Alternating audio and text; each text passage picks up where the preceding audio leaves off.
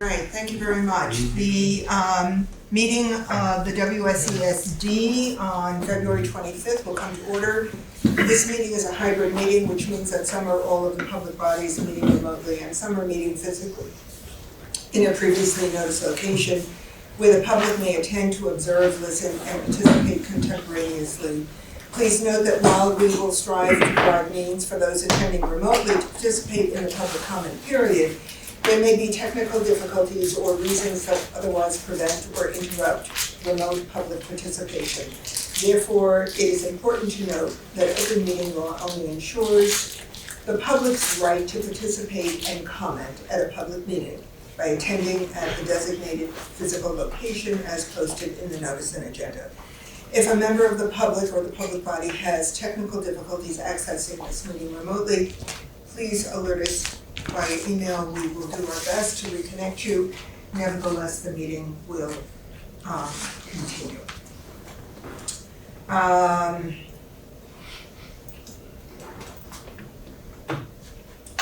Regarding the consent agenda, if there is an item on the consent agenda that warrants discussion, that item will be removed from the consent agenda and will be set aside for discussion.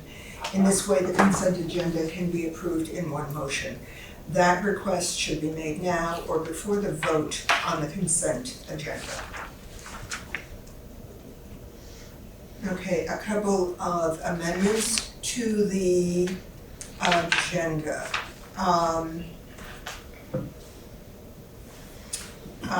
Under administrative report, update on committee assessing use of class rank on transcripts. We're going to hold that until the next board meeting. Administrators are just now coming back from spring break, so it's a little hectic. So the greater care will be taken next year as we consider breaks. All right. And then there are 3 executive sessions. The last 2 are on hold. The only one that is in effect for tonight is contracts, 1 VSA 313A1A. And I anticipate that that executive session will take place, action anticipated. All right, any other amendments to the agenda, Sean? Well, I'm just looking at board matters. Item C, it said the summit was on 2/11/25, and I believe it was 2/12. Okay, thank you very much. So it was on 2/12 or 2/11? 2/12? It was on 2/12, okay, thank you. Okay, 2/12. Any other comments about the agenda? All right, we're going to move on to student matters. I don't know if there are any students. So I'm looking for hands up. There's certainly no students in the space right now, although we are all students in one form or another. I do not see any students. Okay, and we're going to move on to public comment period. This is a time for the board to listen and to take notes. It is not a time for the board to respond to comments or to engage in dialogue with the public. If appropriate, the board and administration will work on next steps. So, public comment on non-agenda items. Jody Normando, I see your hand. Good evening. I just wanted to say thank you very much for the board for having that meeting last night. I couldn't stay for the whole thing, but watched the rest when I got home. And I thought it was a very good meeting and very timely. We have to keep working on this, so I thank you for what you're doing to help.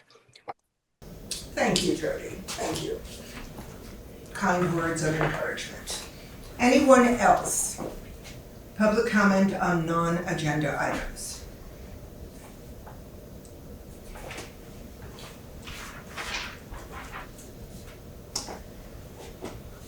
All right, I just saw her hand go up. Liz, I see your hand.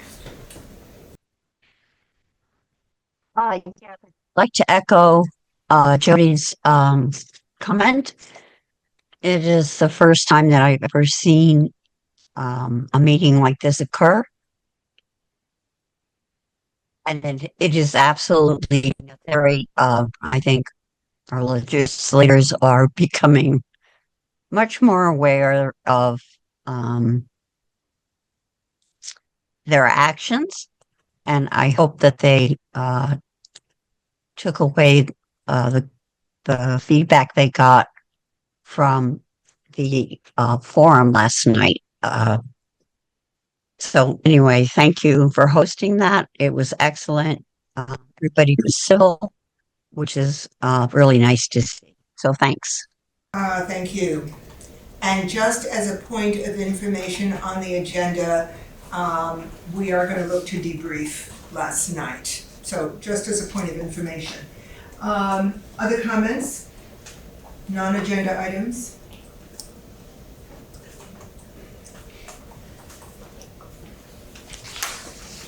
Okay, moving right along. We are moving on to board matters. Leadership Council updates.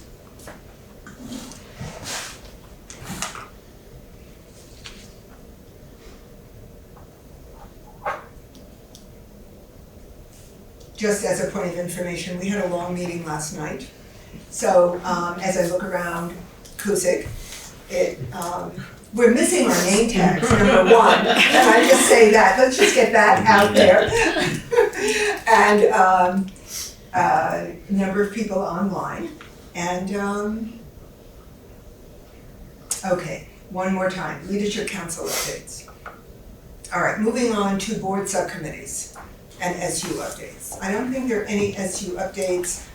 Board subcommittees? Anything?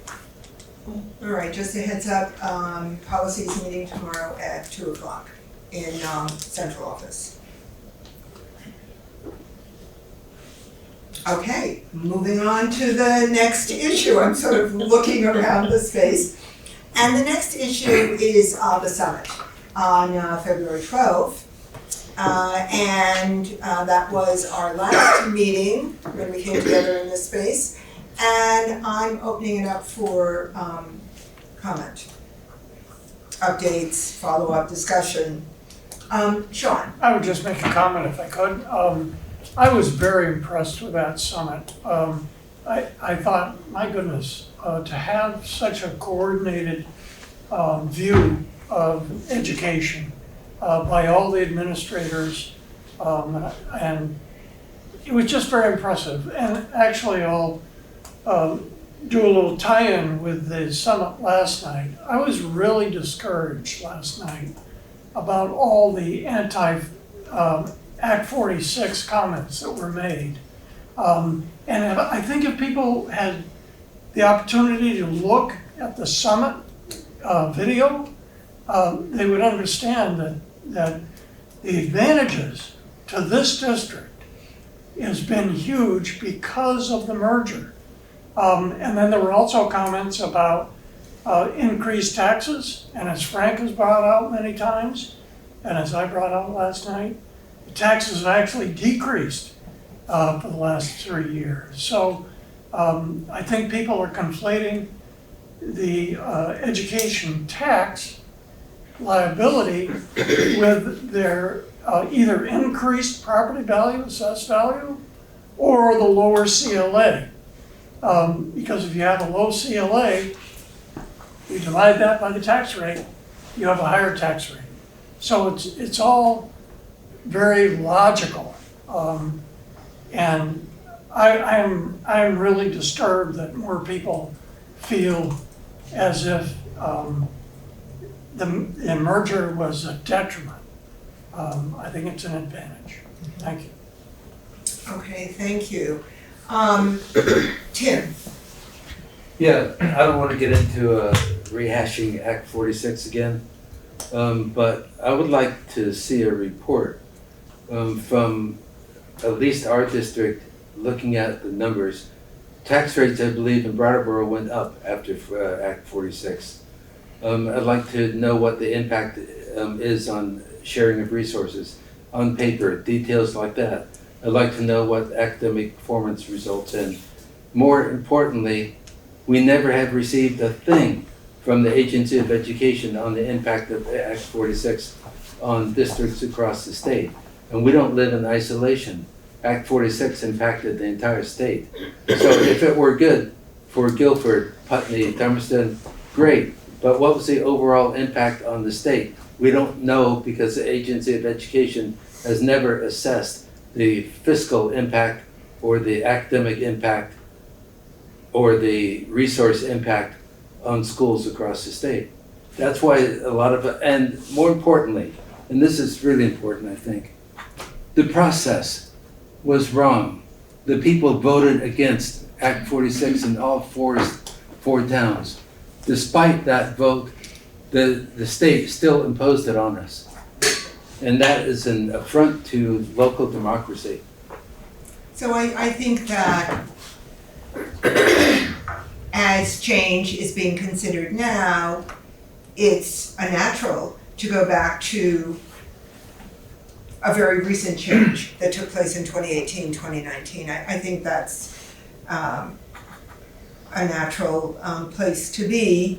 And without getting into the pros and cons of Act 46, which I understand was full of vitriol, and I don't think we should go there, there is a piece that says to what extent did we actually save money as a result of Act 46? How do you measure that, and what kind of criteria is being applied to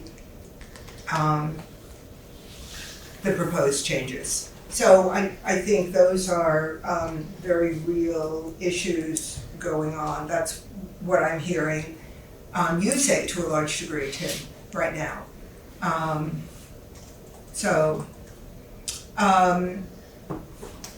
Ruby.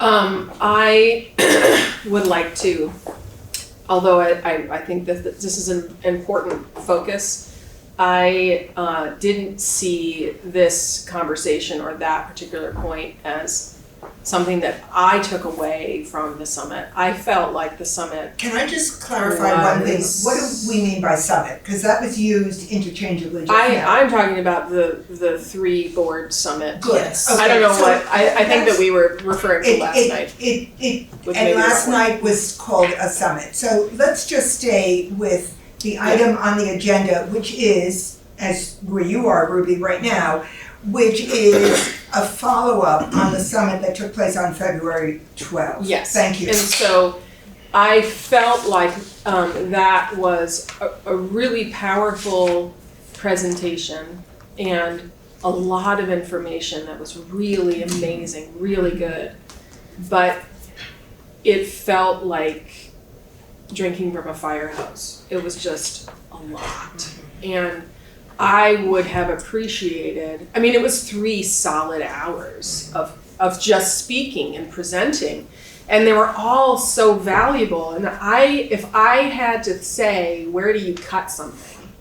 It was very hard to think about that. And so I wonder at whether it would be more valuable to think strategically about breaking some of those things out differently or something. And I think honestly, when we envisioned these summits, in part it was so that, your administrators, and I'm speaking to Mark, weren't having to present 3 times, on MLSS.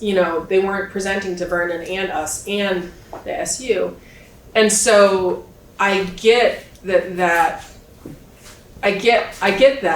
but it feels like that I was anticipating maybe an hour long, maybe half of the number of presenters, maybe a more focused, conversation about data rather than like, here's all of the things we do. And so that's just a feedback point of it felt like, there was no at one point, there was just we can't ask any questions. If we ask questions, we're in 4 or 5 hours.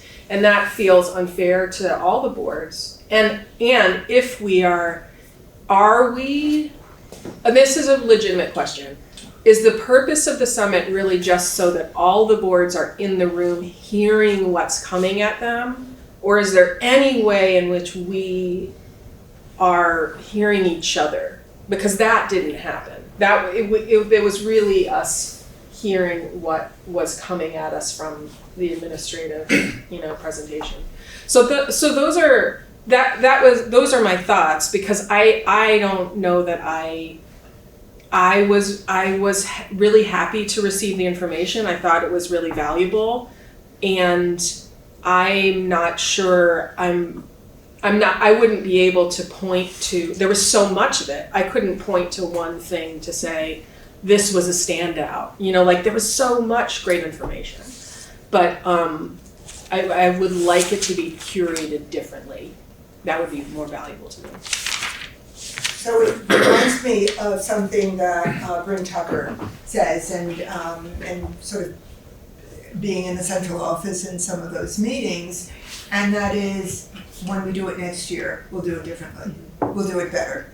And it makes me go back to the summit on September 10, which was the last date, the first summit, September 10.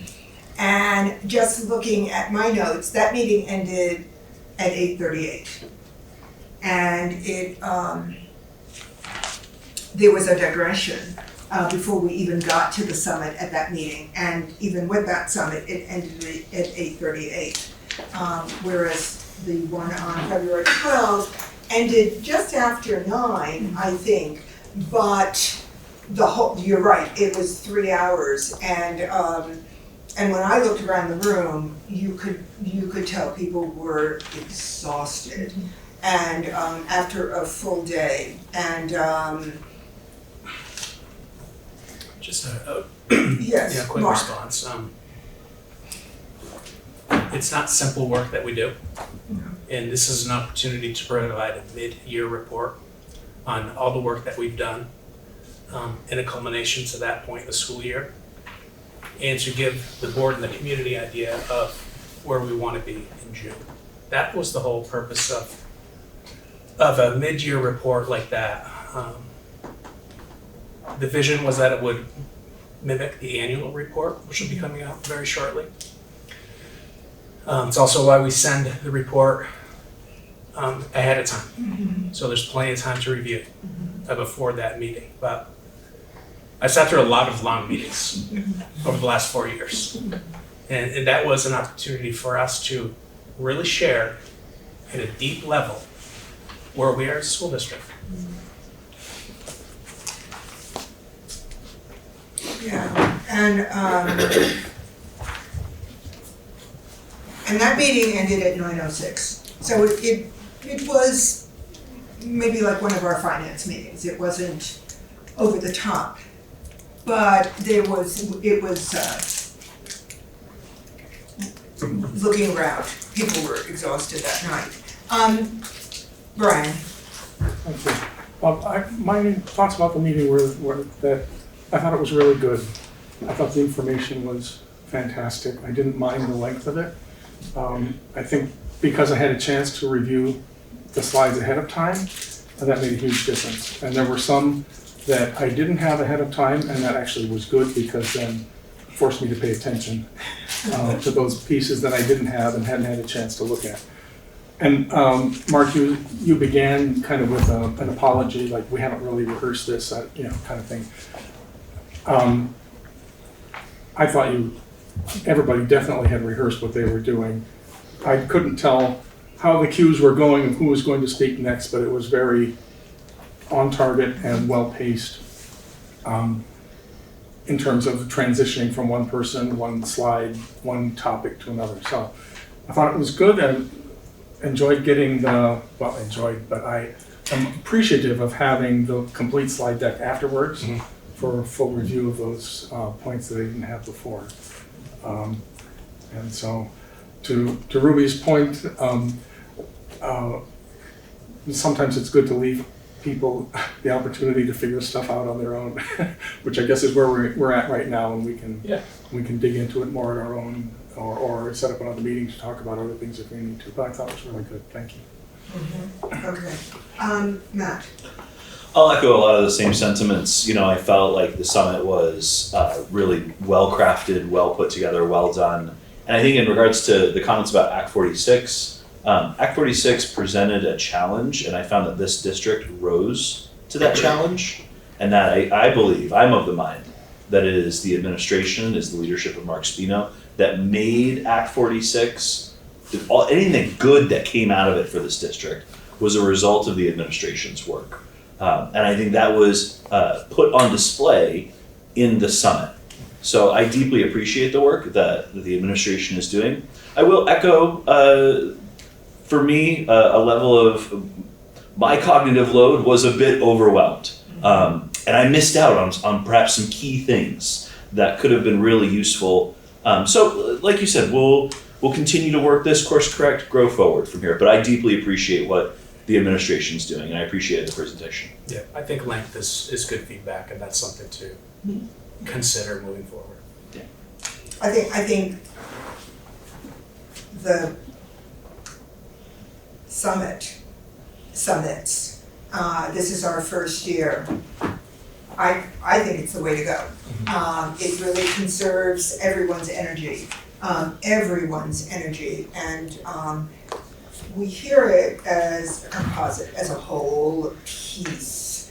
And part of the issue of the summit is also moving from 18 presentations, a presentation at every board meeting, to time like this evening to process and just have a little wiggle room here, right? So it's really, I think the concept is well appreciated. I also like coming together for dinner, the three boards. And I think we can work on that a bit more so that we really are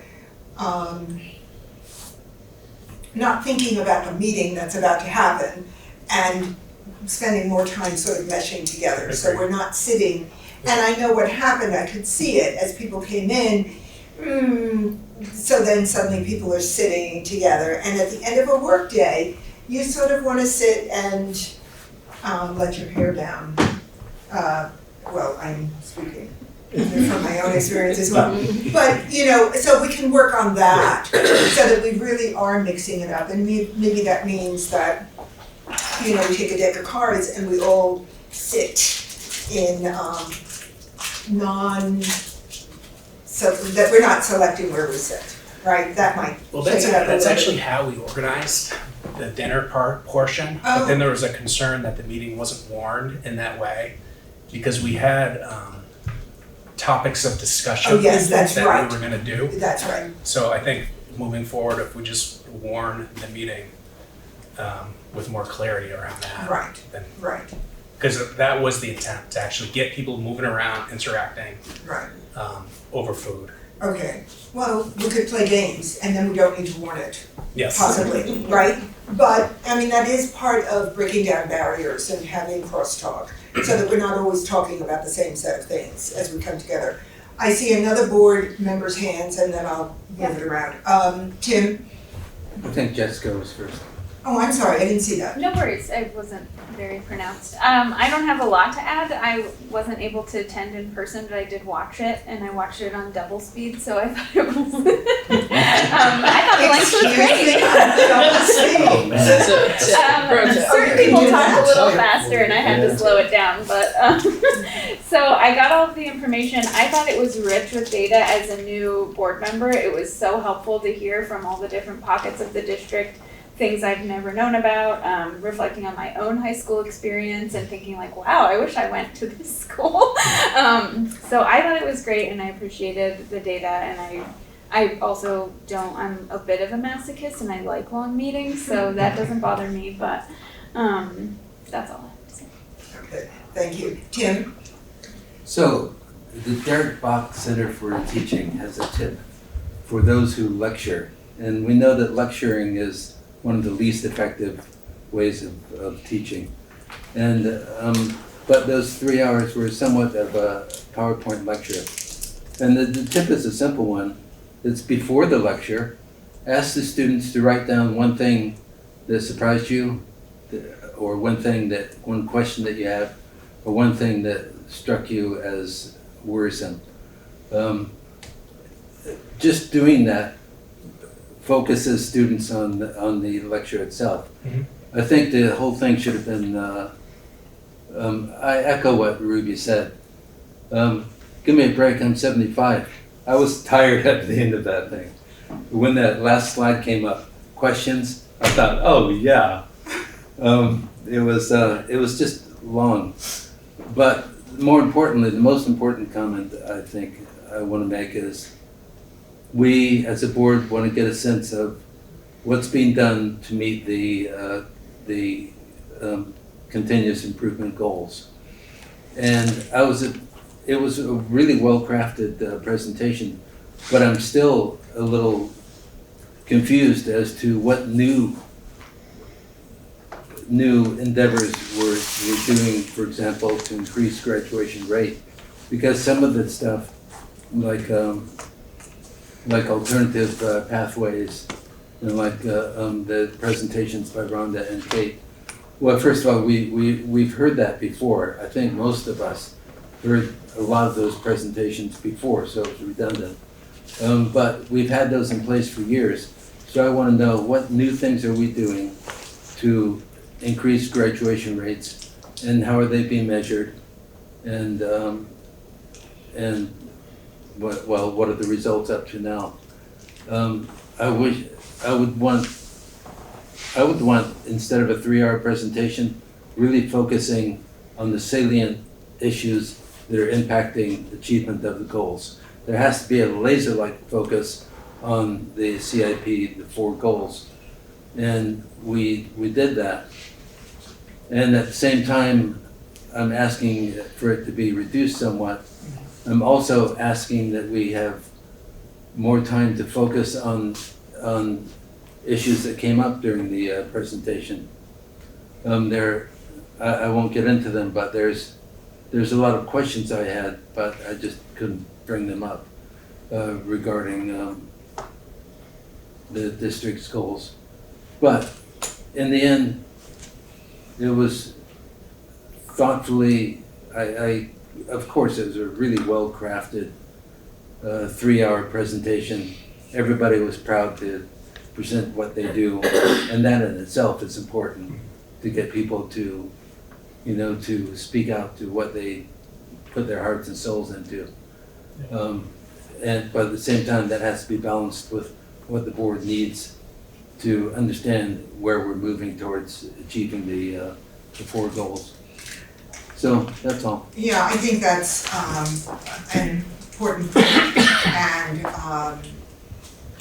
And again, as we sit down and think about next year, all of these comments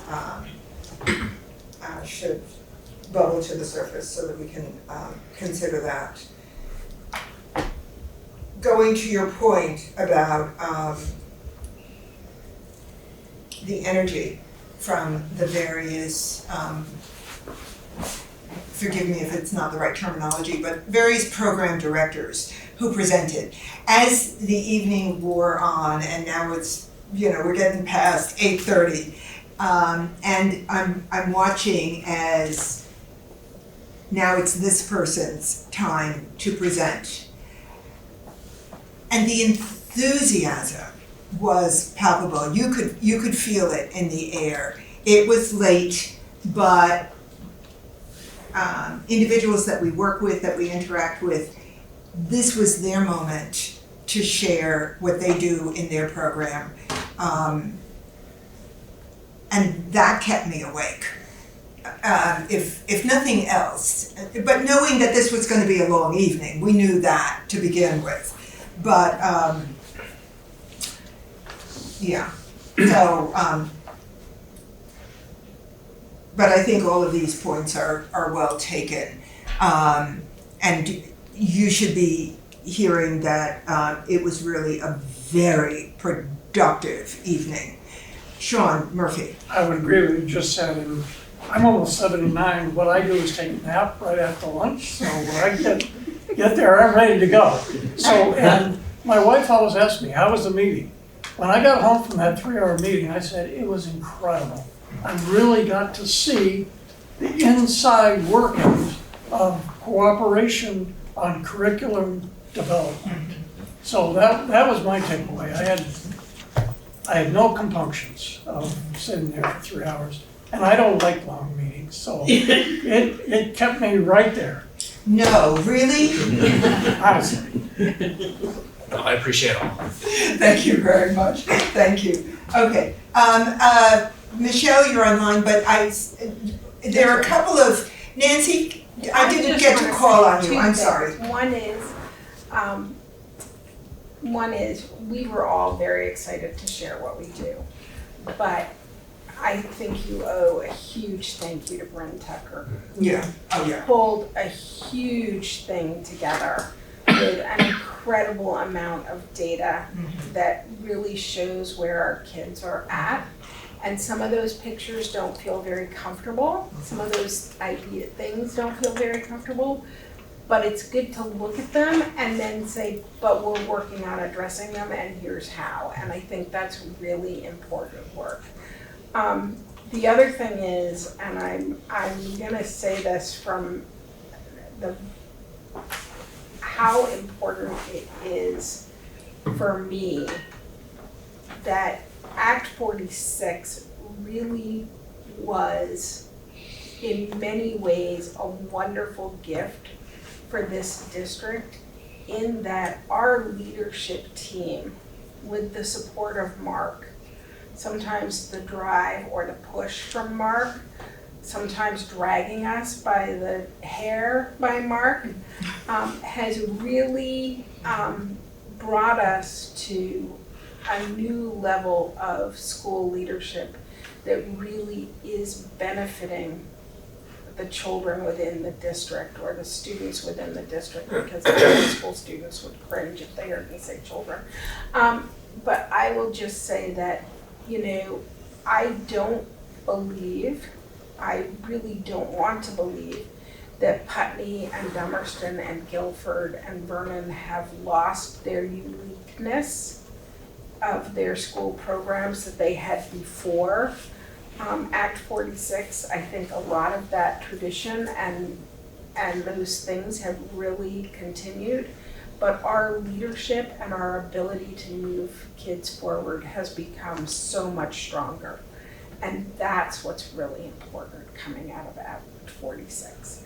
I like the fact that Sean can pull up data that says the tax rates have gone down. I love that, but I also, if you told me the tax rates hadn't gone down, but the reading scores had gone up, I'd have a much bigger party. I'm aware that our students are getting the benefit of all of us working together. Thank you, Nancy. Before I call on anyone else, I'd like to think very carefully what we're doing at this particular meeting. And Act 46 is not on the agenda. Sorry. And I really want to hold to that. And yet it is on the agenda as we consider the newness of everything. And I realize that I come in just post all the debate about Act 46. And I'm glad I come in post the debate, but I also realize that, as was, I think I already stated, if we're considering change right now, which is statewide, Act 46 is gonna come up, right? But let's temper how we talk about Act 46 and keep it in relationship to the other piece of the agenda. Is there anything else about the summit? Michelle, I will call on you in a minute. Ruby. I wanted to, I've said things like this before, but I feel like this is a good opportunity to look at what we as a board the format and way in which we receive reports. You know, it was a very powerful PowerPoint. It's relatively easy to like flip through, but I'm left wanting in terms of something that can be shared not in a visual form, and that's something that I think it would be valuable to look to other districts that effectively have effective reporting to the board. It is helpful to hear that intention around the mid-year report kind of mirroring the annual reporting that goes out. I think that we could do a better job in that, you know, how the annual report is presented. But we won't get better at any of it if we're not evaluative of how is this working for us. I would say that there are aspects of the presentation that worked, and the thing that didn't was it's not something that's easily passed to our constituents to say, if they have a question about something, oh, here, it's on page whatever of this report, where they can actually pull it out. And we've seen, you know, some of, like, there was the proposal, you know, from the governor that we looked at. There's the Rural Community Schools Alliance that we're now a part of. They've presented, like, very, like, compact written reports that those aren't ideal in some ways, but there's a happy medium. There's something in between those two. I think we would, you know, be wise to look to other districts that do it effectively, to see how that could be improved. So again, that is taking all of this, and I think you and I were sitting in that meeting with Brent Tucker and others. I would like to comment on that, because I constantly stalk all of the school districts in Vermont and their websites and what they're doing. Nobody is providing reports like we are doing on a regular basis to this board and our community. I just wanted to share that. Okay, From thank you. northern point to the most southern point. Right. And Michelle, I'll call on you in 1 second, but as I think about the 2025 annual report, this flimsy paper, I think it's going to look very different this year. That's my understanding. I think there's going to be a set of reports from each of the schools where we can systematically follow data from school to school. So I think as we see what this looks like in a couple of weeks, when it's actually printed and published, it will help us better understand what the nature of the summit is for all of us. Okay, so that'll be interesting. I'm going to call. There's a community member that's been waiting. Tim In Maciel. response to the annual report. I'm sorry. In response to the annual report, I asked for a copy of it electronically, and I got it from Mo. I thought it was out there. Isn't it available to the public electronically? If it's not on the website, It is on the website. yeah, I think it's on the website. Oh, it is on the so website. So everybody, the board and everybody has access to the annual report right now. We don't have to wait. Thank you very much for that correction. I did not realize it was on the website. So I will, we can all take a look at it. I did not realize it was posted to the website, and Yeah, it's that's, so much nicer to read it on your computer screen than to read the cheap paper. Yeah, we went with a higher quality print this year, so we haven't seen what that looks like, but hopefully those okay. will start coming And soon. my learning style says I need to read it on any kind of paper, not on a computer screen. So I'll accept anything, any kind of paper that I can get. But thank you. And great. Michelle, thank you very much. Michelle, sorry about that. Sorry. Hi, everyone. Michelle Green from Dummerston. my hand has gone up and down because there's been a lot of things discussed. I initially just wanted to raise my hand to say how much, as a community member, I showed up an hour late to that summit. And I just so appreciated what I heard. I really appreciate hearing the hard work being done in our schools, to see the passion. I said this at my leadership council meeting. I encouraged everyone to go and find the video and watch it. It's exciting to see the excitement in the people that we've hired to do this work. The level of services that we're offering is something to be celebratory about. And I really love that. And I'm hearing Ruby make a really valid point that it's difficult to engage, and maybe that's not the point of a summit. Maybe that should be understood, that this is, I'm gonna of course get a call right now from somebody, decline, sorry. I hear Ruby's point, that it might not be the opportunity to engage in deeper conversation about that work because there is so much work being done.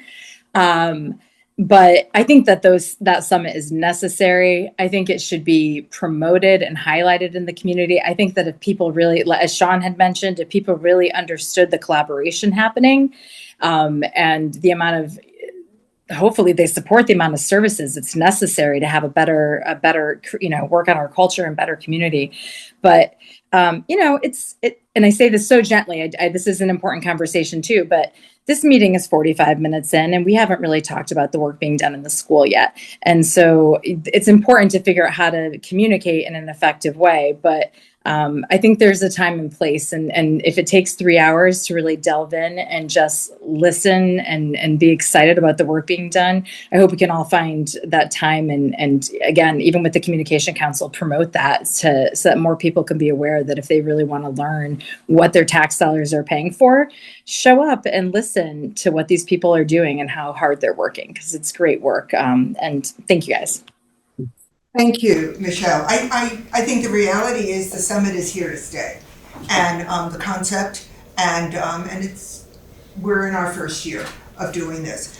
Any other comment on the summit on February 12th?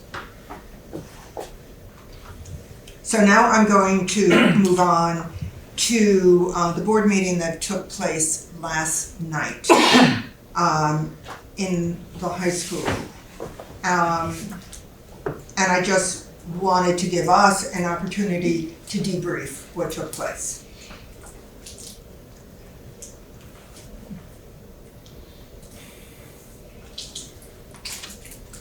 I think one Yes, reflection go ahead. I Yes. had on last night, really just listening to everything, as I felt a great sense of appreciation from the community about what they have in terms of the school district. And I heard that over and over again. So whether we change in the future or not, or whatever that looks like, I did feel and hear a level of appreciation that I walked out of there with a smile on my face. And concern about the unknowns.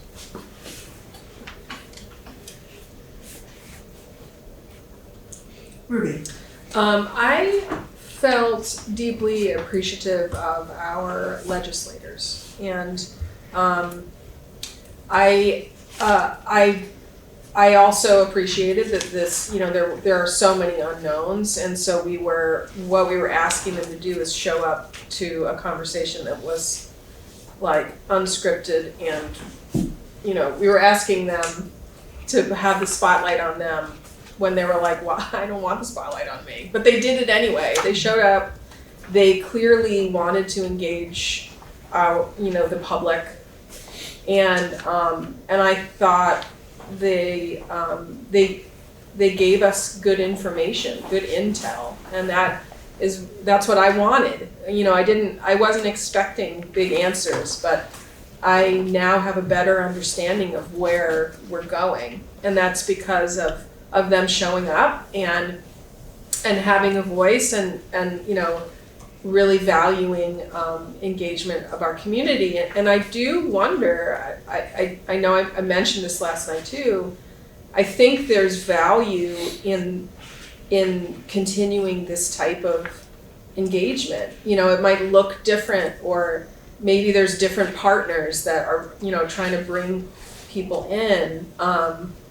There was I had a conversation at the end with Bethany Rehnquist about like ideas about how to encourage people with kids to come. Maybe have it at a different time. Maybe have some child play kind of stuff that would draw people in. And I think those are great ideas, but they're for future planning. And I'm not. This was a one-off. This was something that came from, really, in all honesty, it came from the board chairs, and it was not something we discussed in this, amongst the board to make a decision to invite them. It was a decision of the board chair, an initiative that they took. I think it was an important initiative. I'm glad they did this invitation, but I'm not clear that I think that there's value to doing something like this in a more ongoing way, but we haven't had that conversation. Like, I don't know if we're all in agreement there, but I really valued it. I thought it was a good evening. Tim? Yeah. First, the good news is that some people showed up. We had 42 people, I think, I counted. So that was a good thing. There was interest. As I think Ruby or somebody said, it's a shame that the whole place wasn't filled. But I thought that it was framed very loosely. We talked about the 5-district model a lot, when counter proposals, which I think are taking root, are talking about 17 districts. And this is where the confusion comes. Educators have whole conferences around terms that they don't define. But school district and supervisory district and supervisory unions, people confuse those terms. They don't really understand the difference between an SU and an SD. And the discussions that I've been involved in see some viability in a 17 supervisory union handling administrative matters like transportation, food, perhaps, HR. That's a whole discussion about what the administrative unit would handle, while keeping the school district to handle other things, mostly that are already in the statute. So I think, we could have framed it around alternatives to the 5-district model, or we could have framed it around the topic that's most provocative, and that's school closures.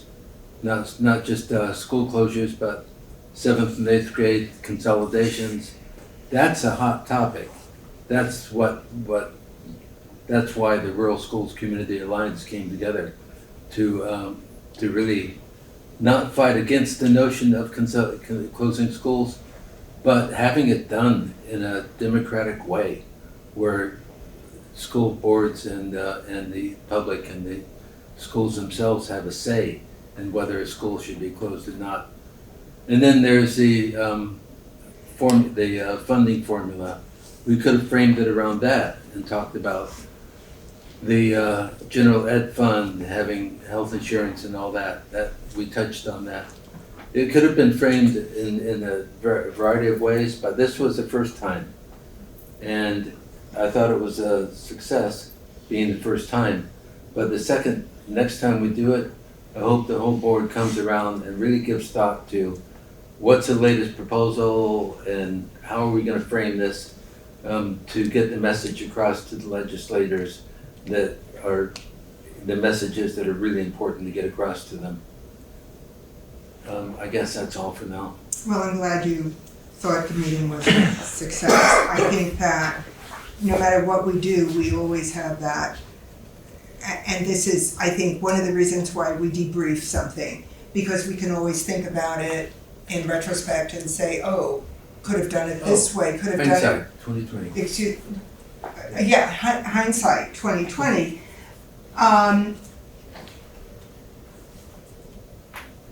I think, for my taste, it was a success in that it stirred the pot. And it said to people in the community, pay attention to what's going on. We can all agree or disagree in different ways, but there is something going on, pay attention. And I think we can always come back to viable proposals. And, but it goes to a point that was made earlier, that a good teaching tool is not coming in saying, oh, this and this and this, but rather saying, well, what do you know about this topic? And just get it all out there, and let's see where we move from there, rather than imposing a tight agenda, certainly the first time round. And okay, other comment, Jessica? I thought that it went well. I thought I appreciated hearing a lot of voices from the community. I think 42 people in the room, I mean, that's a lot. Just as a point of information, Okay. 42 to 50 in the room, that doesn't count who was on Right. Zoom. And in talking to someone who was looking at Zoom and realizing that I'm seated in the space, but I have my laptop open, so I'm a double count. We may have hit close to 100 people in total. I was looking at, I'm looking at the clerk right now. Yeah, close to 100 people. That's remarkable, okay? So, go right ahead, Jessica. I think so too. I mean, like if the whole room was packed, I mean, that would have been completely extraordinary. I think some things to think about. That many people, we didn't serve food, we didn't offer childcare. If we offered those things in the future, that may bring in more folks to be able to participate in person. Something I would like to see, so I think what I pulled from the comments was no one is in favor of the governor's proposal. I'm sorry, say it again? I don't think I heard one person Yeah. speak in favor of the governor's proposal. So I think from my perspective, and I want to think about how we can kind of look at what other proposals are out there and then pick the pieces that we like. Something I heard from the legislators was, we want to hear your ideas, we want to know, and legislators don't have all the answers, you know, they are not experts in schools, and the people who work in the schools are. And so I would love to figure out a way that we could have a meeting that is more collaborative and creative, so like figuring out how to do certain things. Something that comes to mind, I went several years ago to a city planning type meeting where I was living, and they gave everybody a number of points when you came in the door, and there were boxes set up of like what's important to you in your city, and so you could give out your points. So were the accessible sidewalks more important to you, or whatever it was? Is it important that your city has a pool? That type of thing. So you could kind of vote in that way, and it got people talking and thinking, and so something like that could be interesting, a little more interactive, where people are thinking and brainstorming and not just being scared. Because there's a lot of fear in the room, and I think that's totally fair based off of the proposal. I want to harness that energy that people have and find a way to move it forward in a way that's going to benefit our students and all the districts in Vermont. Thank you. Tim? Yeah, thank you for those comments, Jessica.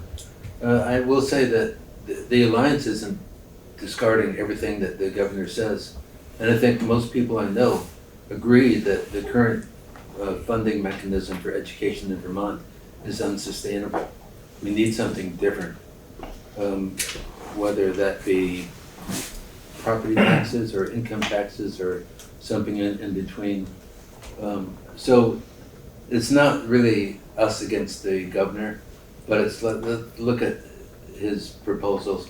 And for alternative proposals, I would suggest that we all begin with VSA and VSBA's counter proposals, as well as the current draft of the bill that just came out today, that 176-page document from the legislature. Sean? Yeah, I want to thank Tim for sending that over, the proposal, the draft proposal. It is 176 pages, but I bet if you got rid of the lined out Yeah. sentences, it would have been 50 pages, or maybe 75. I mean, it was amazing to me. I don't know how they do it. But that was the other thing that I really thought was extremely valuable, was listening to the legislatures and how the legislature actually works. So you have to get a proposal, and as Emily said, that proposal hasn't even appeared in the legislature, and then it has to be, you have to have it go into committee, and then you have the crossover date, which is 1 week after town meeting, and if you don't make that crossover date, it's done till January the following year. So I think that the Emily's description of how it actually works was very enlightening. And also, Mike Mawicki said, this is a tough political reality that we're in right now. So I agree with Jessica that nobody likes the plan, but there are probably people in the state that do.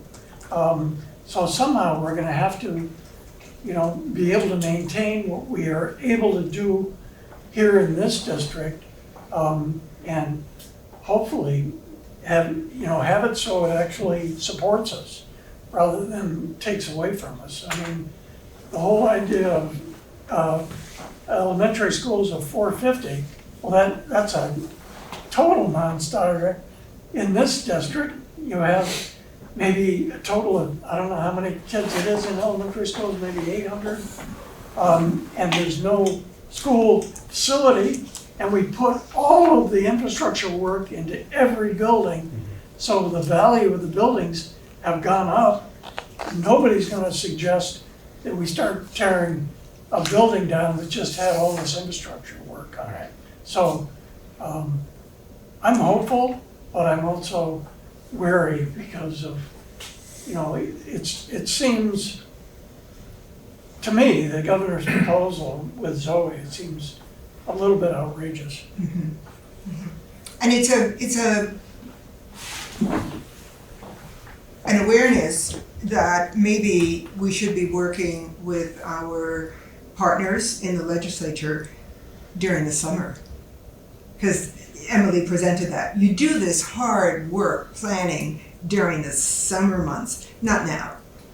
And that makes me feel like we need a pause. We need to catch our breath. We know that we need a fix for the financing of this. As I look at some data that's come out, and it's not new data, but when I see class size minimum for younger grades, minimum. 15. Yes, I know. Thank you. 15. No, that was a pause. My head is spinning. Okay. 15. And for grades 4 through 12, minimally 25. And that makes me really nervous because that's a minimum. That means that's the starting point. You could have a class that has 30 to 35, and that is the old-time horror of public schools that don't work, where the class size is so large. If they said maximum 25, I'd say, oh, okay, that feels pretty good. But, so there are a lot of pieces to this, and we could go through all the details. The issue about last night, when I think about our district having this discussion, and I appreciate that different sections of the state are very different, but our discussion, I think, on the micro level is the macro. We are a part of the state, and we are having discussions that I would hope the entire state is having at this point, district by district. I don't know.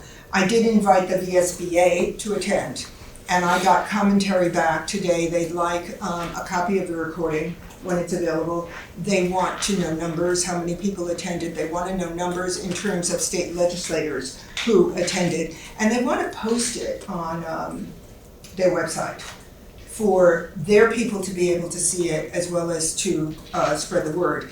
It's not so much because there was an outpouring of sentiment, and I think sometimes you need to go there first. It isn't a question of the nuts and bolts about, oh, what will the future look like?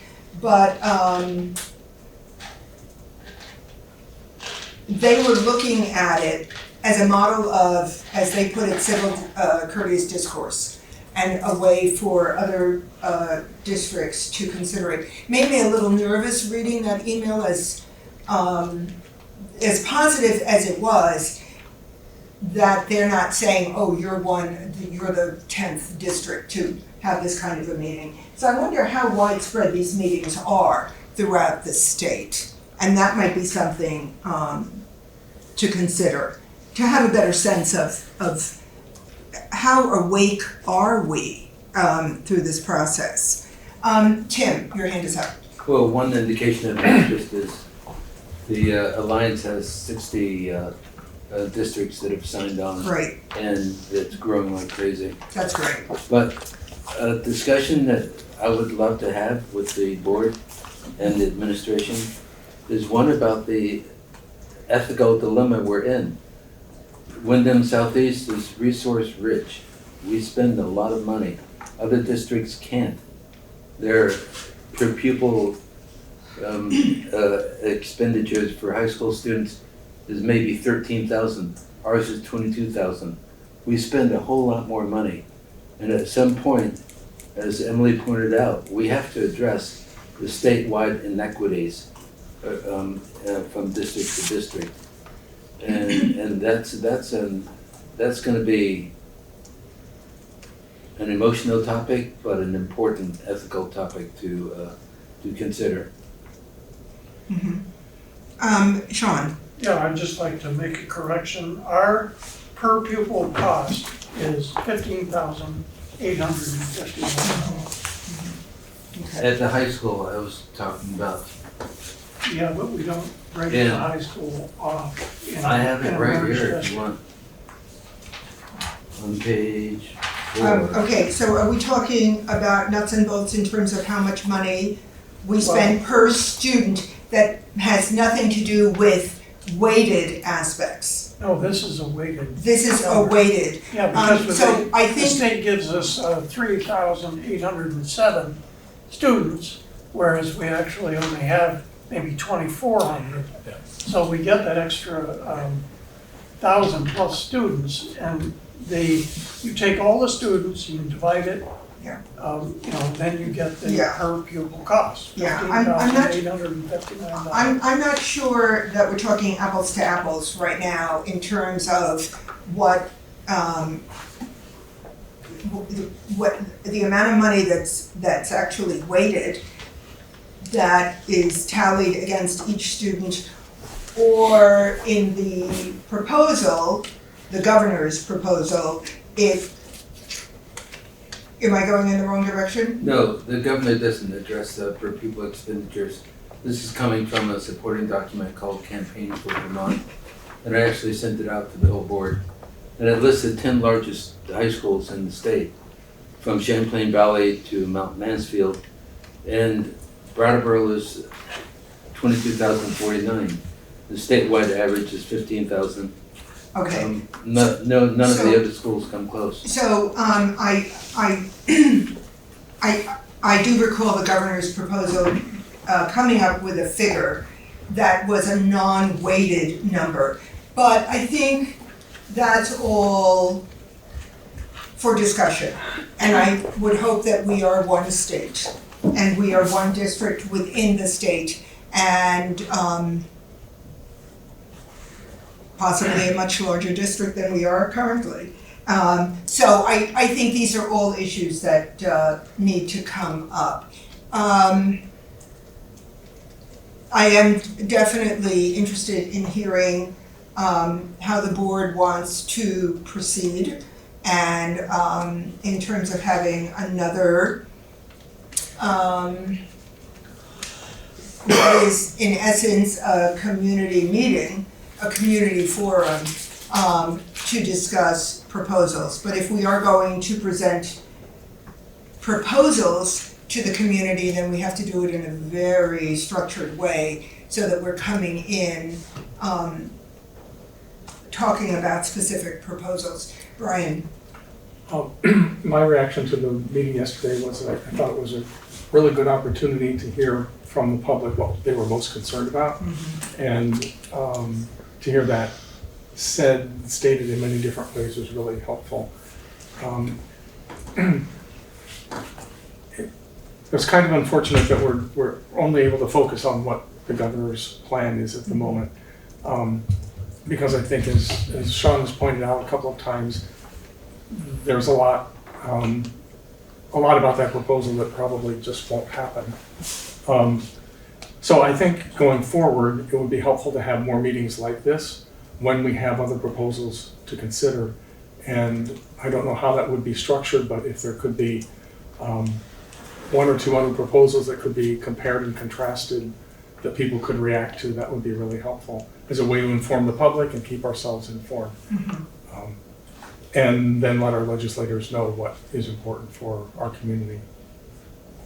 Yeah, I think that is an excellent point.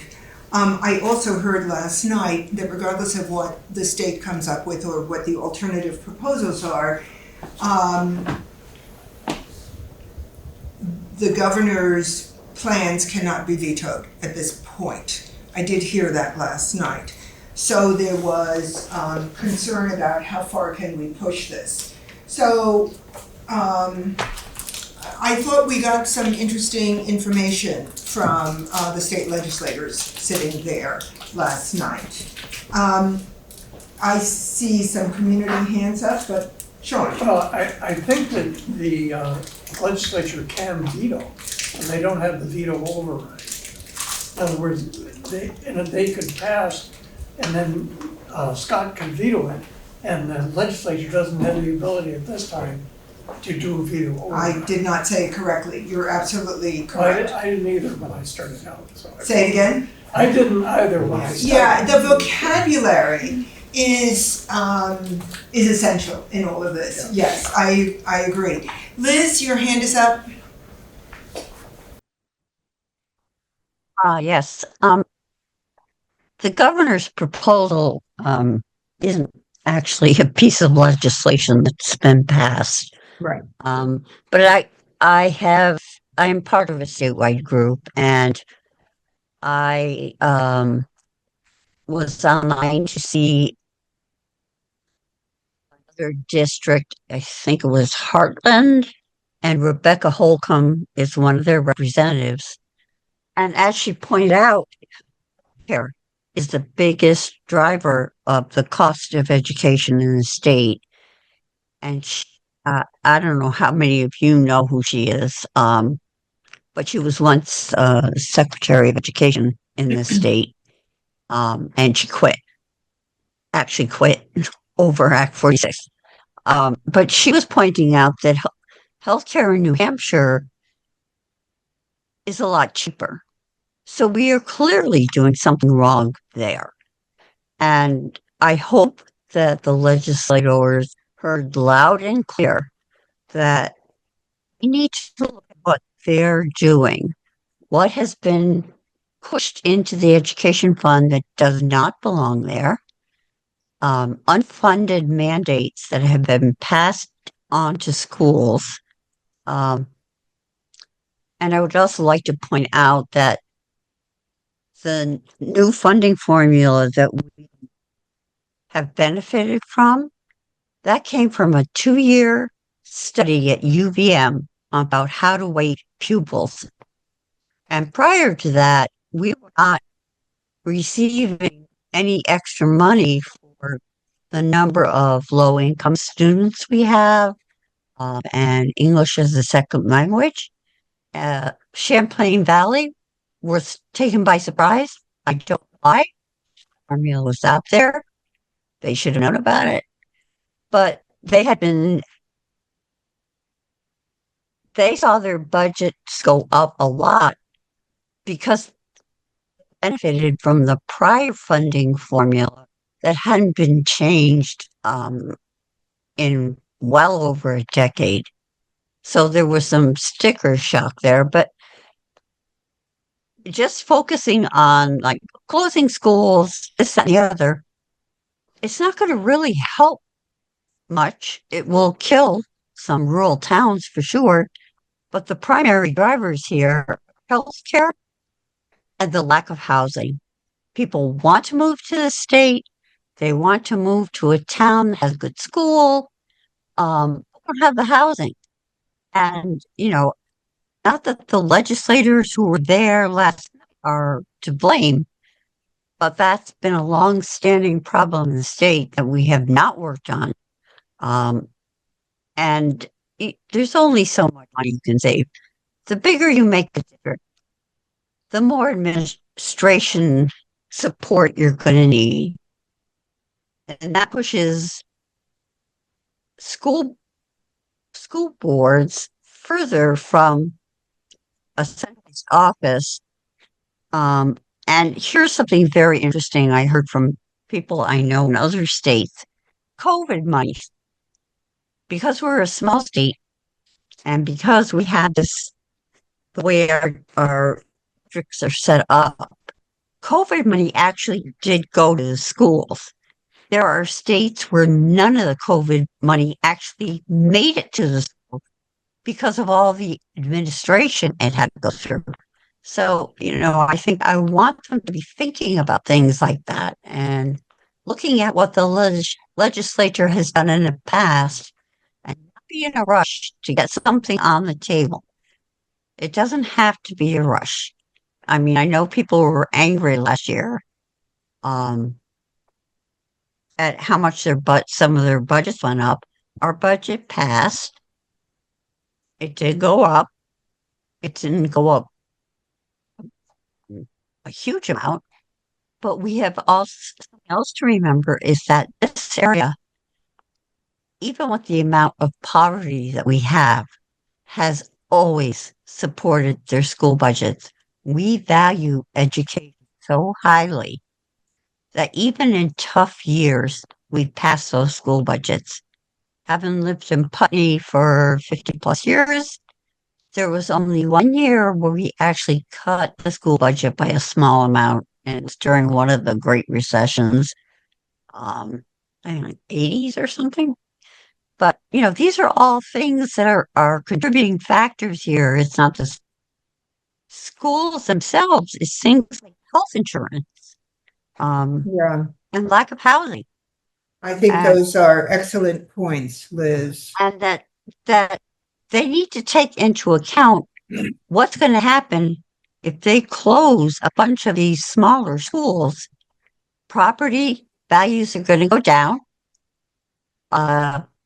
so that there's going to be less money coming in those towns into the education fund because the property values have plummeted. And you're literally dooming some of these towns to death. And that is not a Vermont value. It never has been. So at any Thank rate, you. I would encourage you to have them come back. Yeah, And like you said, Deborah, this is going to require a ton of work. It's not going to, I don't Yeah. think we're going to see a bill passed. I think we're very much at the beginning. Michelle, I see your hand up, and then Jody Normando. Thank you, everybody. Hey, girls, I'm talking now, please. First, I thank you very much for last night, Deborah, and the school board for pulling that together. I think when you see big, scary headlines, you just want to be part of something and you want to figure it out. And, just as Tim has pointed out, there's already new proposals, as Emily pointed out.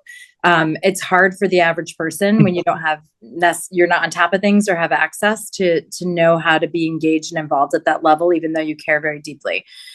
I think that you guys are in a situation where you are going to really have to define your leadership. I know that you guys have it in you. You're joining up with other like-minded people. I think your community is going to be looking to you for guidance in how to be informed. What are the right questions to be thinking about? I had heard at the last meeting, Tim had talked at the very end about having a steering committee for the Rural School Community Alliance. Maybe that's an opportunity where there's a group of board members that do outreach to community members that matter, right? Like not matter, that's not the right way to say that, to community members that care, to the people showing up at these meetings who have been involved, to the Liz Adams, right? Former board members, leadership council members, to bring more minds to the table, both to engage their local community, but also to be better informed themselves. And you're just bringing more minds to the table to have more input. I think that there's going to be a point where you guys are going to have to take a stand. But you're going to have to be thorough in your exploration of what's being presented to you. And you're going to have to be able to back that up with information. So I don't envy, this is a lot of work, which is all the more reason to embrace the people in your community that want to sit with you and help navigate this. It's a lot of work on top of also doing all the school board stuff. But it's a big shift. Just know that your community is looking for you guys for guidance. We're looking to you guys for information. Maybe this is a time. The Communication Council originally came together because of Act 46, because there was a need to make sure that the local community understood what was up and coming and what was happening. And so, you know, all of these years, the Communication Council has had one or two people sitting there kind of making sure things happen and we get voter information out. But this might be a time where there's more involvement because maybe there needs to be routine updates from the school board as you can provide it. Obviously, there's so much to take in and you already are doing a huge community service. And then you're now taking on being leaders in our education community to help guide us through all these transformative suggestions and to know what to put our attention into. So I don't really have a point. I just want to honor what you guys have. I want you to hear that feedback. I want you to feel supported and to know that, you know, think about reaching out bigger than yourselves. It's a lot to shoulder. I think you guys are heavily invested and we all agree on so much that that's what's really important right now. We want what's best for our kids. We want what's best for our schools. And I think together as a community, we can figure out what that looks like. And then we can figure out how to advocate it for it together. Thank you, Michelle. Thank you. Jody?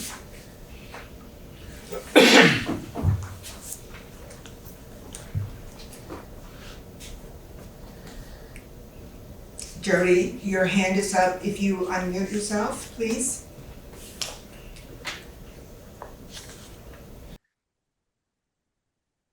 Okay, I got it. There you go. I'm trying to unmute you instead of me, Deborah. I'm sorry. I just want to say that I really kind of took to what Jessica said about a way to go about things.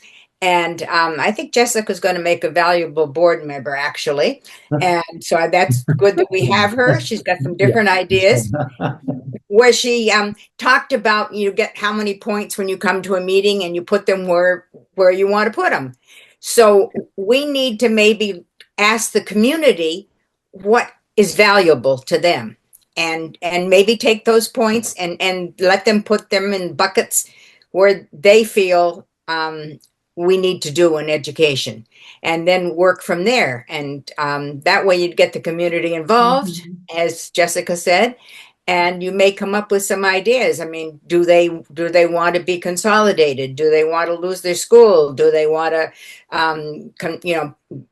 get together with Green Street, or those kinds of things could be asked with those points.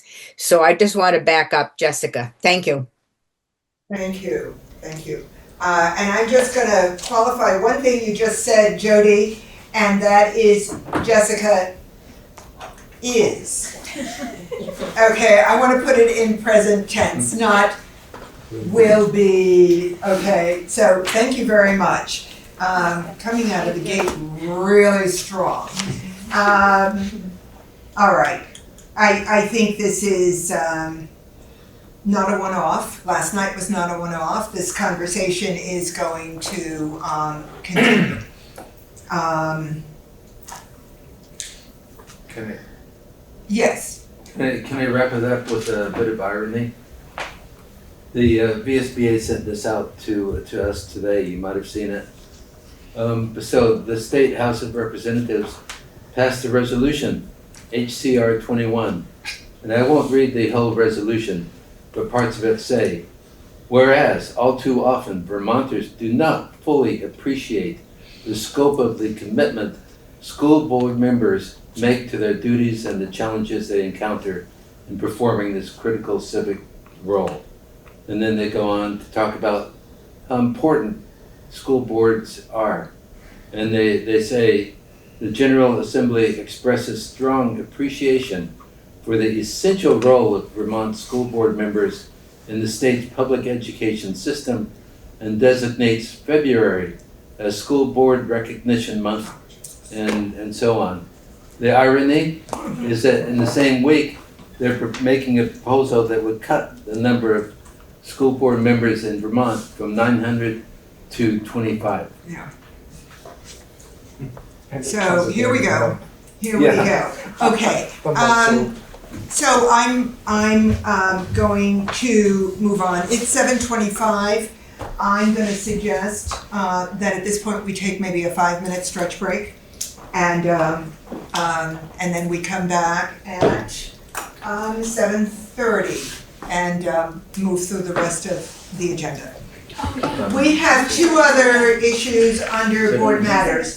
One is discussion of board response to public comment on non-agenda items. And the second one is discussion of board contributions to agenda building. And then I'm looking at the rest of the agenda this evening. We will end with an executive session, which I think will be short. So, should we tackle one of these issues under board matters? I'd like to comment on the comment period for the public. Just a public comment on non-agenda items, yes, Tim. Yeah, this shouldn't take 15 minutes. It's just really kind of a comment. But a little background for everybody. A few years ago, we were immersed in pretty heavy legal matters. Hours and hours and days and weeks spent in executive session discussing legal matters, which the public, many people in the public wanted to know what, about what we were talking about. But we did the prudent thing and informed the public that we can't respond to these matters.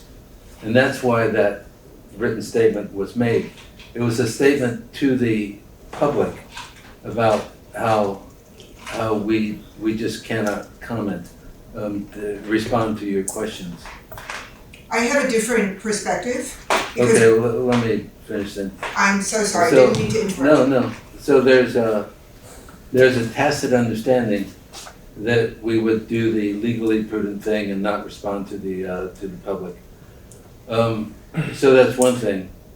I wonder if today we carried this practice, and it's not a rule, if we carried it too far to the extent where board members are too reticent to respond to any comment or question from the public.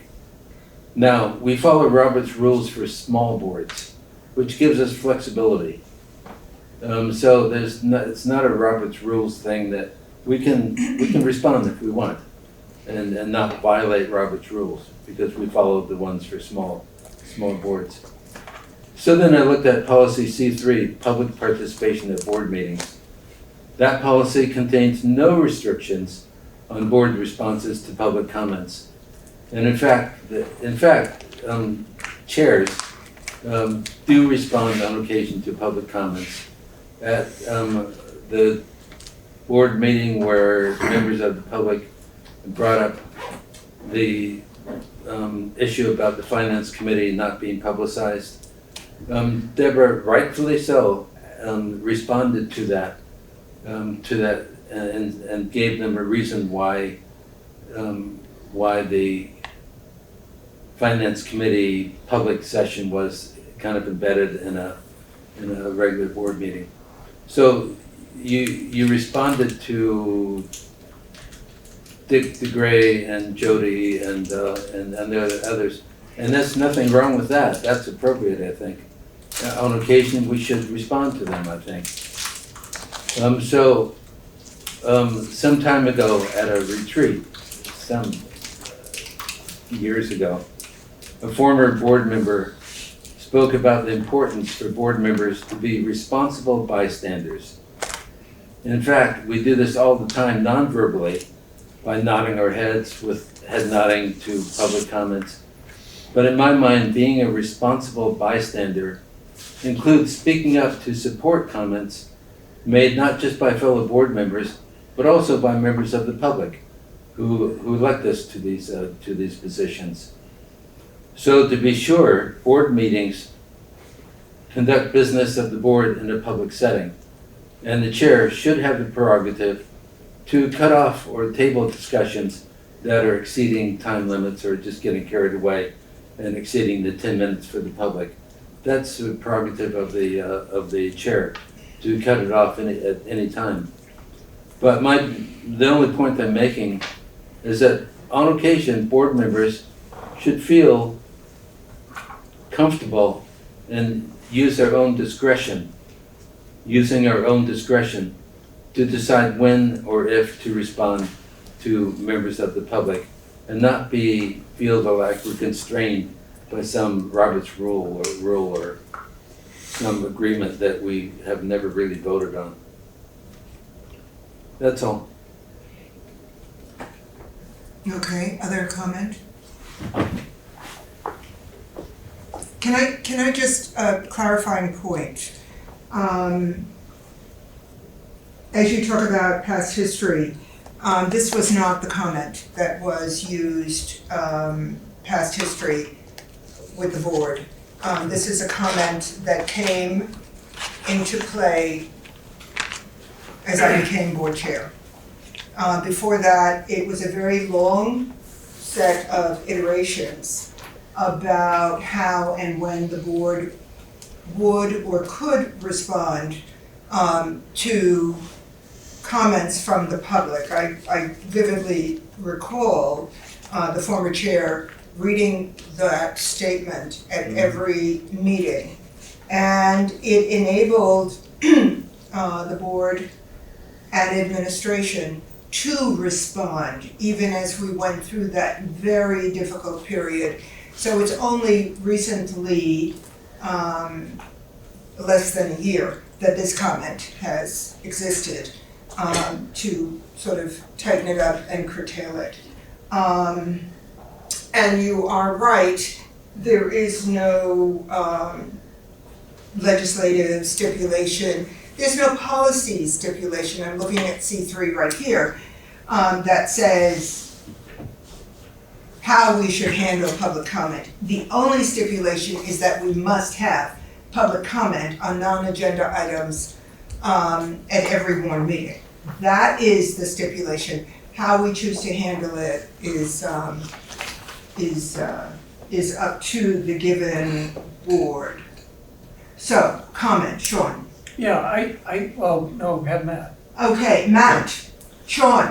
I appreciate the way that we're running it currently.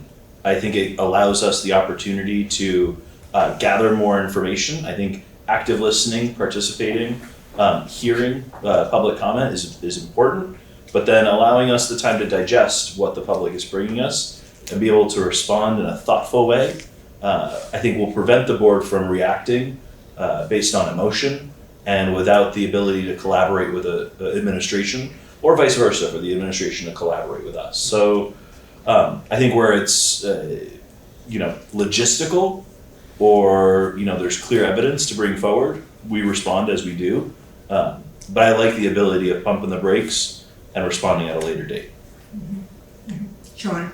I say what you say. I think that is a really good point. And I would be really kind of thinking that it could get into a back and forth, and that's the last thing you want as a board. You don't want a back and forth dialogue. And you could fall off that cliff so easily, and it could be 20 minutes, an hour, and because we've done that. We've done that on this board. In Putney, when we were discussing the flag issue, it went on for almost an hour. So I think I agree with Matt. I think, yeah. And I would just say once again, Wait, just, okay. yeah. Yeah, it may be that on September 24, when we were at Putney, and it was September 24, it was an agenda item at that point. So I think it was, a lesson learned from the prior board meeting. I think it was an agenda item, so it falls into a different category. But your point is well taken, because it puts the onus on the board chair to make a determination about whether back and forth should continue or not continue, or if something unexpected comes up, that's a surprise. And we want to keep surprises out of the mix, both for administrators as well as for board. It, as you put it, it puts brakes on, and it gives us think time. And if an issue needs to be on the agenda, it gives us that opportunity to put it on the agenda.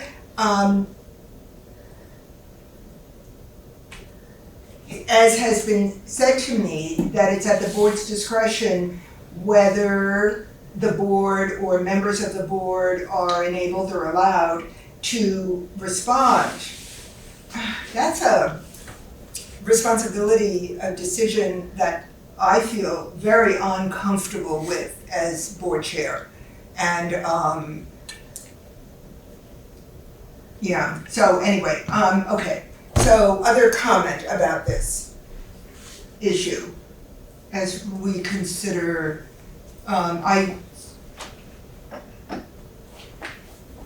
Tim? Okay. Yeah, just to respond to Matt, again, you said it's not a rule, it's a good statement to have to prevent board members from having an emotional reaction. Come on, I disagree with you. We are all board members with the wisdom to know when and how to respond. And I have complete confidence that none of us would abuse that. And if we do, we have a chair to stop it. But I just think that we want to encourage members of the public to speak out. And when Jody or Eileen or Martha says something that I feel is right, I want to encourage them and say, thank you for that comment, Martha. That's all. This is really not a big deal. I'm not trying to change things drastically. Thank you for that comment. I think I must say that all the time. Thank you, thank you, thank you. Goes without saying. It's the back and the forth that's the issue, and that's not a thank you. That's let me engage with what you're saying, the pros and cons. And as a board member, so I engage with someone, well then Kim Price disagrees. And so it's her place to have room to say, I see the situation differently from the way Deborah just presented it. Oh, and then Jessica has her own point of view. So at what point does the chair say, okay, we just heard from 3 people. I don't want to hear from Sean Murphy this evening. Thank you very much. Clock ticking. We are now, as we think about one community member's comment, let's say we do time it, 2 minutes, 2 minutes, 2 minutes. Suddenly, and we heard this in the past, if you set aside 10 minutes, you've got the option of only 5 people speaking. And we have had controversial issues come up.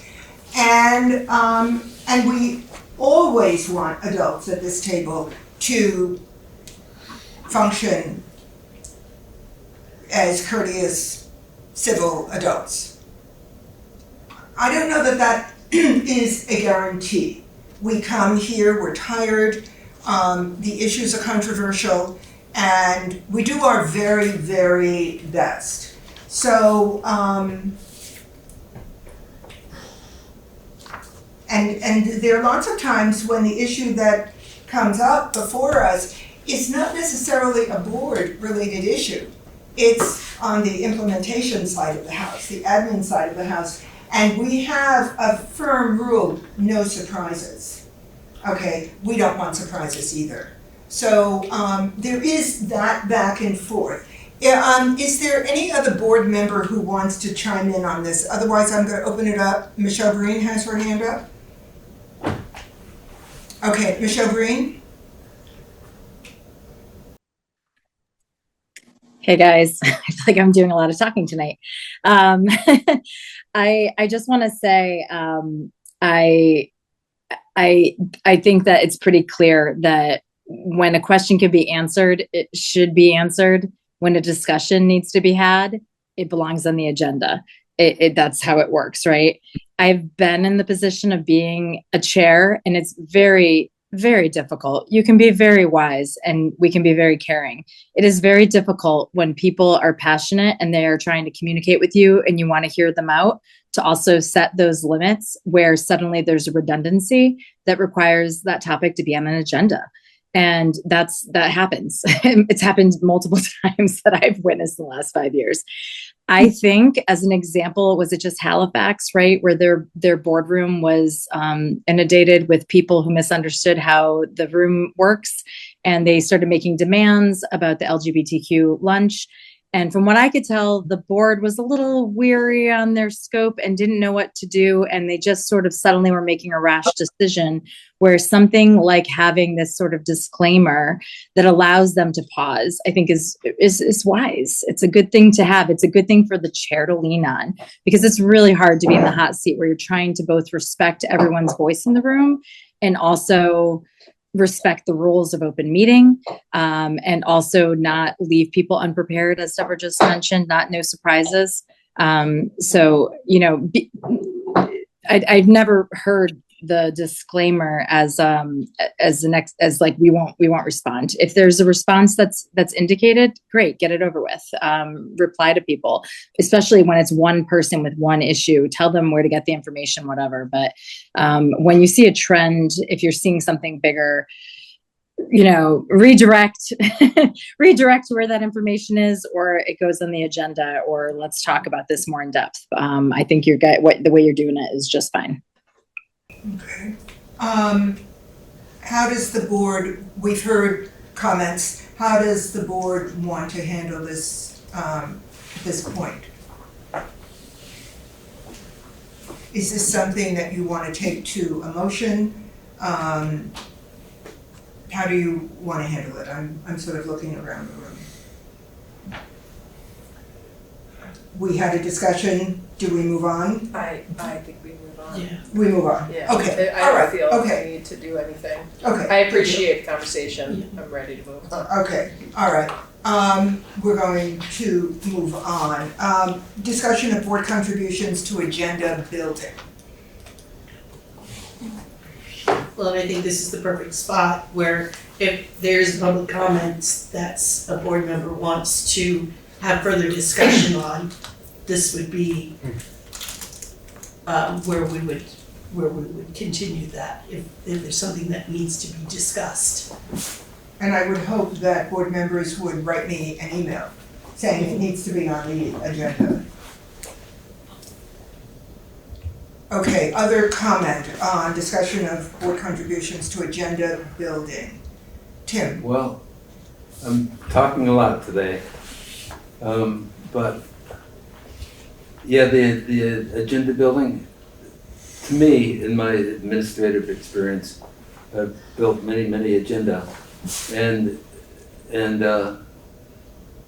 they're based on the goals of the, in this case, the agenda should be aligned with the goals of the school board. We haven't really articulated those well yet. We haven't got goals. So how do you build an agenda aligned with the goals if we don't have them? We do have general goals. We know that they should be aligned with the continuous improvement plan, for example. Agenda items should all be directed towards achieving district goals. That, I think, is a given. There should be principles and criteria to follow. Is it, how time sensitive is it? I can give you a list of criteria and guiding principles, but I think it's up to the discretion of the chair ultimately to decide what goes on the agenda. But what we want to avoid is being reactive all the time, not knowing what the agenda is going to hold session by meeting. But, what's going to go on the next agenda. You don't want people just to throw agenda items into the mix just to fill up a 2 or 3 hour time spot. That should be directed towards long range goals. That should be a given. I'll just stop there. I personally, as a board member, have felt satisfied with the process that you've laid out as chair. If I have something that I want to discuss in a board meeting, I have a clear path of how to get that done. And I've never felt personally that something that I've asked to be discussed has been dismissed or put aside. So I just want that, I know, so from my perspective, it's fine for us to be talking about this, but I don't think there's I don't feel a thing to be talking about. Okay. But I do appreciate that, I think Tim I've seen an email at least from Tim that kind of listed a number of things that were kind of parking lot items, things that we as a board have heard in public discussion and said, well, let's put a pin in that and come back to it. And I don't see a plan for coming back to it. So I don't think this is quite the same agenda item. I think it's more kind of like, how are we doing with agendas, rather than how do I have a say in it. But that being said, I do think that I really appreciated Tim kind of outlining the things that he was tracking, because it made me realize that I don't have my own tool, or we as a board don't have our own tool for tracking, those things. So that's my big takeaway from, what I appreciate from Tim raising this. Yeah. So. But I really didn't raise it. No. I'm not at a different time. Like that. But that is, to me, those are really, that's the big thing that we could be focusing on.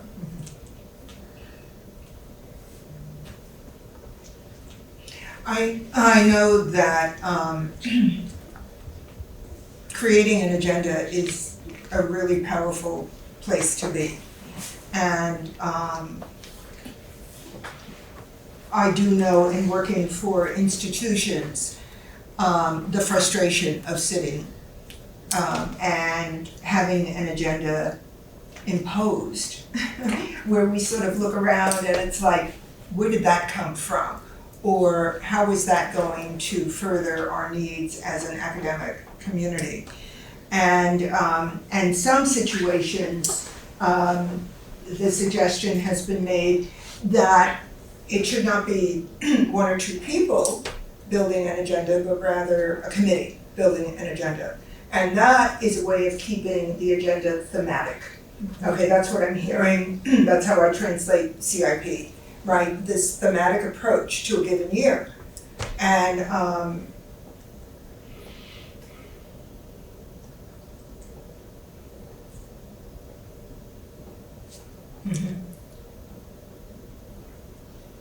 okay. Matt? I appreciate Director Tim's comment about a goal. I think there's lots of opportunity for this board to come together, coalesce around a goal. I think there will be tremendous work that this board will need to do to be able to achieve a goal. We seem, from my experience, to struggle with some very basic things from time to time. So there's opportunity here without having to do too much navel gazing. And I think we can have a hybrid approach, because I do think that we need to be able to respond to things as they come up, as the public brings them up, as we encounter them from time to time. But I appreciate the idea of having a goal. Just understand the work that this board is going to need to do to become more effective. Okay, we've gone from breaks to navel gazing. He did just do that, didn't he? Yes, okay, yes, he did, good, okay, thank you. Jessica? I am also a big fan of having goals and everything kind of working to goals or values or a mission or something along those lines. I think the hardest part is not even, Matt, like you said, to achieve a goal, but to define a goal, I think is a lot of work. So I think starting there is, I don't know, I've heard people speak about a retreat. I don't know if that's something to do at a retreat or what, but I think having those would be a good guiding light for board members to help us prioritize like what we should be focusing on too. Okay, which may be in sync, or they will be in sync with CIP goals, but maybe somewhat different. I don't know. It's going to translate differently depending upon who the stakeholder is, whether it's the board, whether it's administration, I think. Okay. Should I move on? Yes. Okay, right. That was resounding. Okay, administrative report. Okay. So I have one resignation to announce tonight, unfortunately.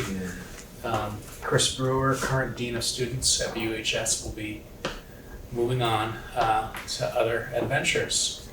And hopefully he comes back to us in a few years, but Chris will be resigning at the end of this week. So, is there precedent for the board to refuse resignation? Okay, that didn't wash well. Yes. We can refuse, but he will still. Yes, he's still gonna go. He's still going. He's still going. So, is there a motion to accept with profound regret the resignation of Chris Brewer? So moved. Seconded. Okay, we got a second discussion? Yes. You know, there has been discussion about exit interviews, exit statements. I think that it might be worthwhile. Absolutely. Yes, Yeah. yeah. And And we I, have been conducting those regularly. that's great, and that's something that at some point, I think the board will want to circle back to exit interviews and what that indicates about the state of health of our district. I'll make a brief comment. Yes. I think it's been widely advertised. We've had a lot of turnover in the high school over the last 4 years, and dealt with a lot of challenging situations. And, Chris is one of the core folks who really helped settle us down and start a foundation of a new vision and a new look to the future. So Chris has been the dean for about 3.5 years, and he's done a really great job helping, with the administrative team to really set a path forward with clarity. So many of the great things ahead of Chris, there's no doubt about it. Yeah, congratulations, Chris. He was also the boys soccer coach, varsity soccer coach. Was he in charge of the summer program? Yes. Yep. Mhm. And that first year, I remember his standing up and the enthusiasm with which he presented. I also seem to remember that BUHS stole Chris away from bands. I hired him. You hired him. You hired him. Okay, right. What a great hire that was, Keith Lyman. Thank you very much. So I think Hannah has signed off tonight. She was online, but I think she would love a volunteer or two board members to serve on the committee moving forward. I don't know if we're prepared to nominate Right, okay. somebody or two people tonight. Well, Point of order, could we just finish the motion. yes. Oh. Yes, thank you very Yeah. much. Okay, Mark, you're out of line. Okay. Pack my things and go. Any other discussion? Okay, all those in favor of, Deborah? oh, I'm so sorry, Liz, yes. I would like to express my deep appreciation for Chris. He ran the fully online program for middle school during the pandemic. He was amazing. He was accommodating. He understood a lot of different kids' needs and accommodated them online. And then at Chris, during the holiday season, he drove to every one of his students' houses and dropped off a little gift basket for every one of his students. So I'm sorry, really sorry to hear that he's leaving. Talk about outreach and to families, family engagement, right? The connections that he has made, quite extraordinary. Any other comment before we bring this to a vote? Okay, all those in favor of accepting this resignation, please indicate by saying aye. Aye. Any opposed? Any abstentions? All right.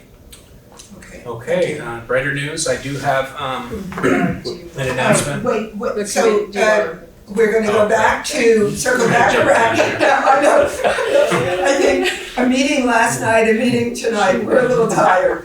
I think one or two board members who would be willing to serve on a committee at the high Okay, school. all right,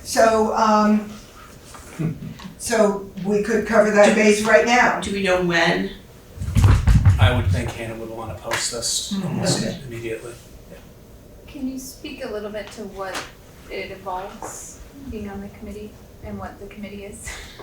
Yeah, so it'd be a committee of teachers at the high school, parent representation, board representation. The charge of the committee would be to go through all of the resumes and choose the preferred list of candidates to interview. Spend time interviewing and evaluating those candidates, and then bringing a recommendation to the full board. So, Those, likely those interviews would be during the school day. So there is a commitment during the day. and there is the commitment that you are, if you commit to the process, you're committing to every step of the way, making every meeting. And it's a very structured process in terms of what people are looking for in resumes, comment back and forth, and moving to the interview stage as well. We've tried to be really efficient in the use of Zoom in terms of establishing a foundation for the interview process and sharing resumes and going through a process to identify candidates. But then when we interview, obviously you're looking at a couple of full days likely of meeting candidates and evaluating. Right, and that's in person, the interview process. So that's what that looks like.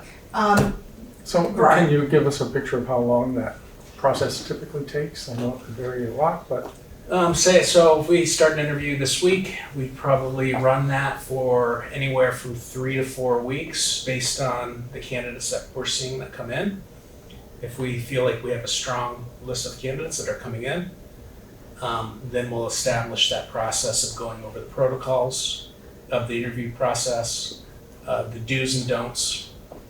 Typically that's on Zoom. And then a week after, you'd be looking at a day to 3 days of in-person interviews. So it'd be a period of time of just waiting until candidates come in And then that would trigger multiple online meetings, followed by in-person meetings. Okay, Matt? I would certainly volunteer to be part of that. Okay, Matt, thank you. And?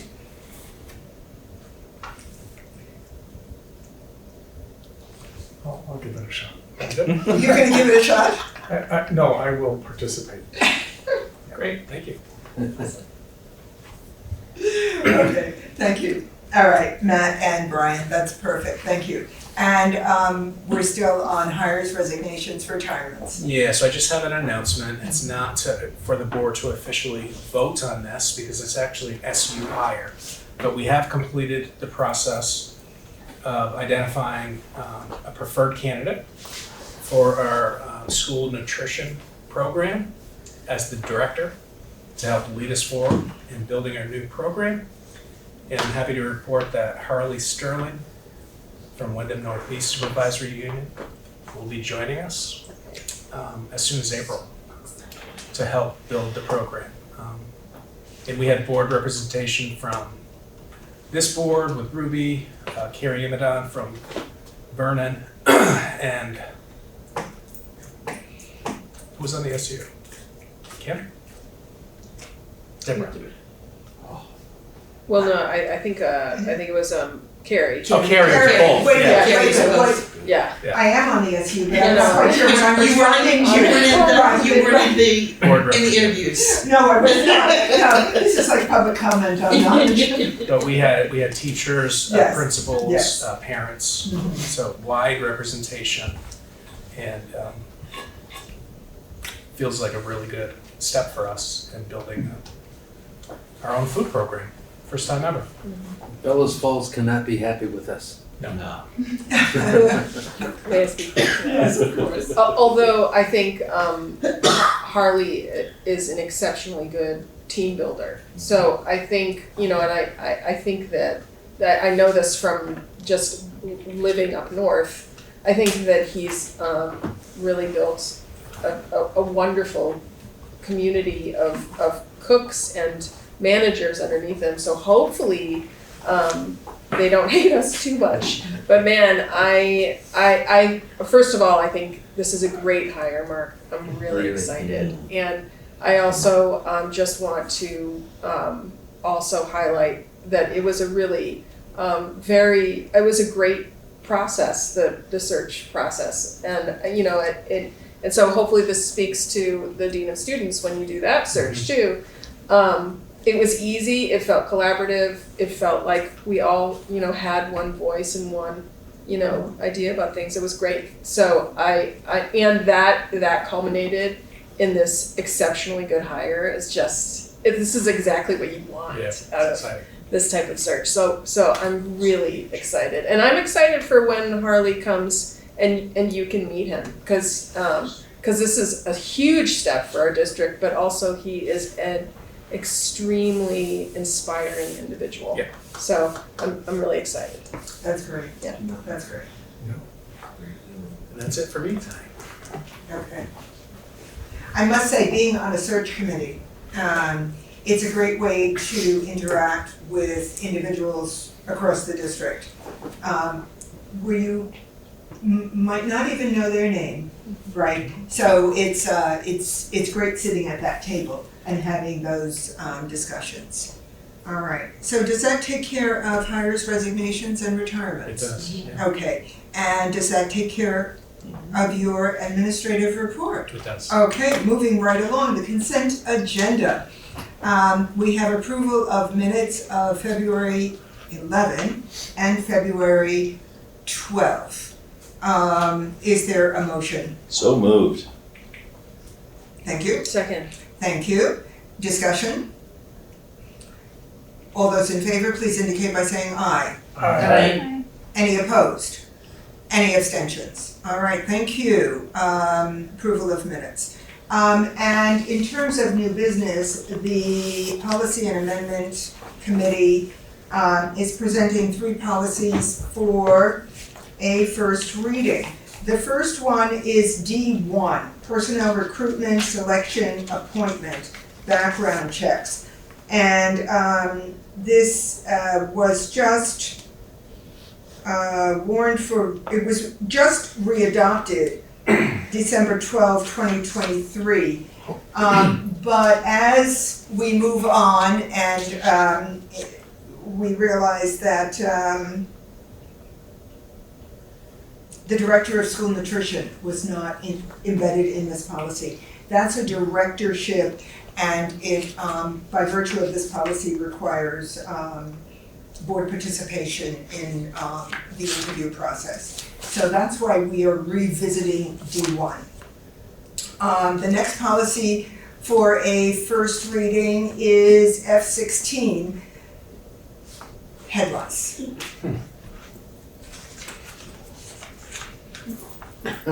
Head lice, F16. Okay, head lice, F16. First reading, did you hear me the first time? Yeah, you did, okay. And the third policy is F28, which is student athletics, clubs, and activities. F28, first reading. So those three policies are presented. So again, as per first reading, it will come up at the next board meeting for a second reading. In the interim, we ask community board members, administrators to read the policies and provide feedback. So now we are moving to an executive session. Yes, Sean. I may have read it wrong, but it sort of seems to me that the attitude of the board on F16 was totally inappropriate. There was some giggling, and I thought that was completely inappropriate. Okay. The headlights. I apologize. Yeah, just It's, imagine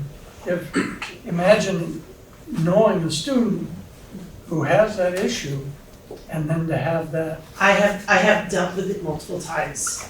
at No, family we at home. shouldn't laugh at it. It's not a laughing matter. It's a time to be sensitive. Point well taken, thank you, Sean. I have a quick question. Yes, About the Jessica. policies, so some of them have red and some of them have strikeouts. What is, The red represents, at one point it was color coded, red, green, strikeouts. We're not color coding it anymore. okay, The strikeouts probably represent Vermont School Board Association strikeouts. okay, And we get a lot of our policy through the VSBA. And they bring us up to date with legislative issues, federal rulings, recommendations, and we can accept their recommendations or reject them. okay. As long as it's not a federal legal issue. And the red represents, and again, this is not color-coded as it was at one time. The red represents, with F16, Rebecca Olmsted, who is the district-wide nurse, as well as the policy committee. So with F16, that's what the red represents. With F28, what the red represents seems to be VSBA edits. Okay. And I would almost have to go back to Mo Hart to say, okay, with this policy, what does it represent? Right. Right, okay, Okay, yeah. thank you. So, I mean, I think that's a very valid question. Thank you. We are about to move into executive session. Is there a motion to find that premature general public knowledge would clearly place the public body or a person involved at a substantial disadvantage? Is there a motion? So moved. Second. Okay, thank you very much. Discussion? All those in favor, please indicate by saying aye. Any opposed? Any abstentions? All right. Is there a motion? Is there a question? No. Okay, is there a motion to enter into executive session under 1 VSA 313A1A contracts? So moved. Second. Thank you. Discussion? All those in favor, please indicate by saying aye. Aye. Any opposed? Any abstentions? Okay, thank you very much. Inviting in. That's, I was gonna say. Inviting in Mark Spino and Keith Lyman. Thank you. And will there be any action? And action anticipated. Okay, so action anticipated. So we are going to move into executive session. We did vote just now, didn't we? Yes. Okay, thank you. So we have risen at 8:24 from executive session. No action will be taken at this time. Is there any further business before this board? I didn't get that. Could you try again? My phone was off. It's like powers that be. Is there any additional work before this board? Is there a motion to adjourn? Madam Chair, being that there's no further business in front of this board, I move that we adjourn. Is there a second? Second. Any discussion? All those in favor, please indicate by saying aye. Aye. Any opposed? Any abstentions? Thank you very much. We are adjourned at 8:26. Thank you very much. Good night, Mark. Good night. 8:26.